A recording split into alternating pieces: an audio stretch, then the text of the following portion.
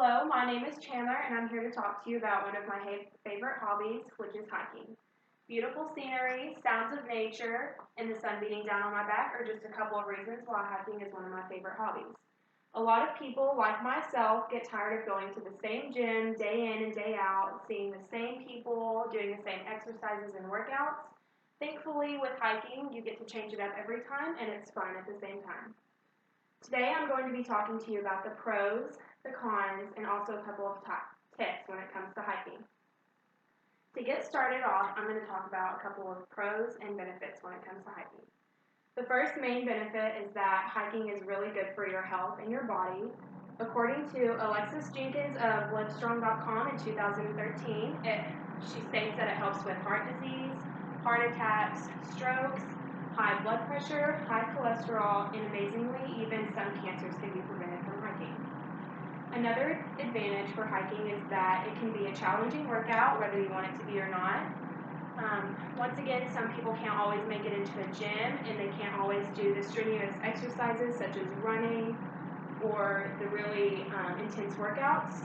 Thankfully, hiking is just walking with a pretty view, so it's pretty easy for everybody to do.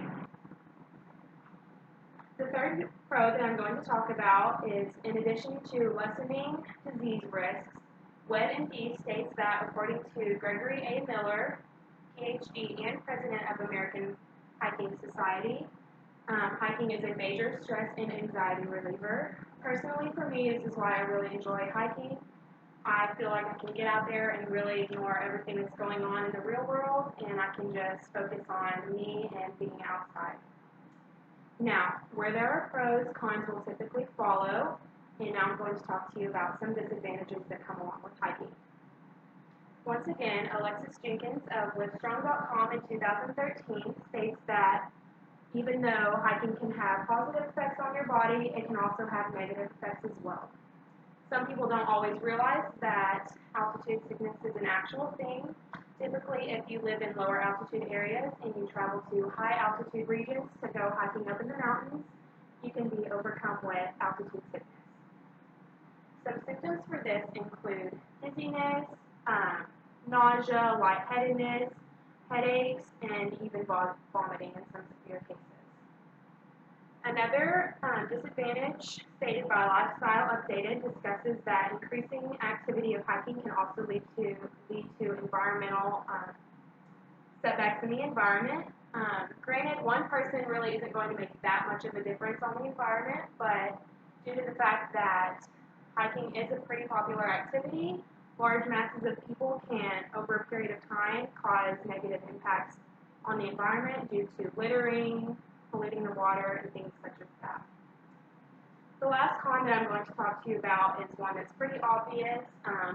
When you're hiking, it's pretty easy to get injured, whether it's tripping, spraining any ankles.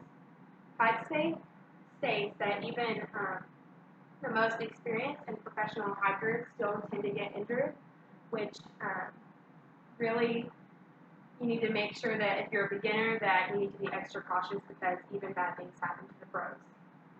The last thing that I'm going to talk to you about, thankfully, or hopefully, I've gotten you all interested in hiking, and I'm going to tell you all about some tips in case y'all ever want to give it a go. The first tip that I'm going to talk to you about is from Canyon Ranch staff at canyonranch.com. They really want hikers to be aware of the trail that they're about to hike. If you're unprepared on what you're about to hike, you may not realize that it could be a very difficult trail, which could then also, once again, lead to more injuries. Also, Canyon Ranch also states to start small with easier trails and work your way up to the more difficult trails. A lot of people overestimate what they can do when they get halfway up a really difficult trail and they lose their steam, which once again leads to injuries, and that's never a good thing. The last con that I'm going to be talking to you is in an article written by Carrie Grigsby on Outside Adventure Guide. For the last tip, she says that you need to start your hike early on in the morning. By doing this, you really give yourself time to work if you end up getting injured or lost, and you don't start off early. You can find yourself being stranded on the trail when it's dark, and that's also never a good thing. So in conclusion, hiking is an activity that most anyone can do, and typically everyone will enjoy it. And so I encourage you all to get out and try it if you haven't done so already, and I hope you enjoy the tips that I've given you. Now I will open the floor for any questions. What shoes should you wear when you're hiking? I guess that's kind of a personal preference.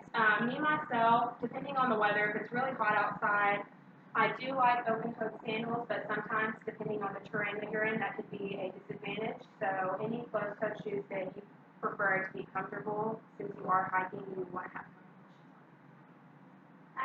What is your scariest hiking experience?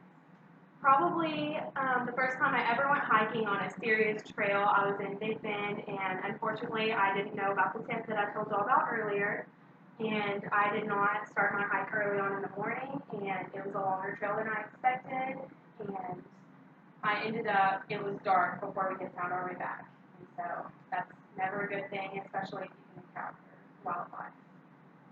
Where's your favorite place to hike? Probably Big Bend once again. It was a really difficult hike for my first one, but I really enjoyed it.